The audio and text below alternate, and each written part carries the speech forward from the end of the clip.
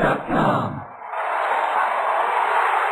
Only happens once a year, the battle for Los Angeles. RJ Bell here at the pregame.com studios, just off the Vegas Strip. We're talking USC at UCLA. Who do you like and why? Yeah, I actually like it a lot because it's my best bet, my one and only this week. We got UCLA plus the 12.5. And what we have here is a rivalry underdog playing with revenge. Let's take it back to last year. Pac-12 South title on the line. USC crushes UCLA 40-21. But prior to that, under head coach Jim Mora, UCLA owned this series. 3-0 straight up, 3-0 against the spread. RJ's going to say, hey, Brad, that's a small sample size. What wasn't small was the ATS margin. Average cover, 18 points per game. You got UCLA in the underdog role here and in the revenge. That's why we like the Bruins. I tell you, Brad, I like that you're worried about me being critical. It's going to keep you honest. Now, let's think about motivation during a typical college football season. You've got the out-of-conference games, least intense most of the time. Then in conference, more intense. Then the 2 or 3 biggest games of the year in conference, more intense. And finally, the number 1 game. That's what this is. When you have that number 1 rivalry, how do you handicap it differently? Well, it's going to sound cliche because a lot of people use it. Hey, throw out all the records, but I am going to throw out all the records. Yeah. Here's the thing about cliches, right?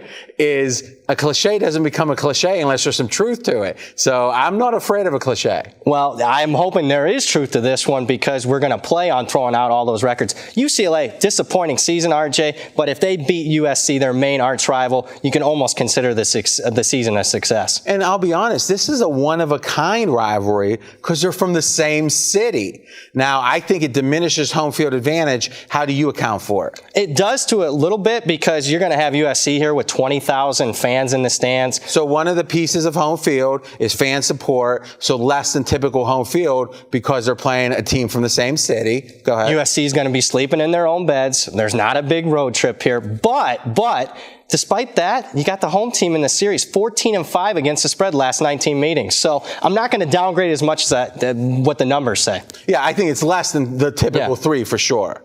No, you know, UCLA, 4-point home field advantage in the Rose Bowl. Traditionally a little better. I probably have it priced at 3 here, taking it down a point. So less than normal. Absolutely. Second main handicap. Second main handicap, this UCLA pass defense, actually number 6 in the country in efficiency. Only allowed 8 touchdown passes this year, had 13 interceptions. They're a main reason why UCLA hasn't lost a single game by more than 10 points. Now, USC's season has changed with Darnold at quarterback. How do you see him matching up against UCLA? Well, he'll have some success, but he'll also have some struggles. Still a young quarterback. Had some issues a little bit against Washington. That's why I like the under. Easily cashed that under bet despite USC's outright upset win. So he's still going through some progressions here. All right, let's make this baby official. Yeah, best bet on UCLA here. What we have is a double-digit underdog at home playing their arch rival.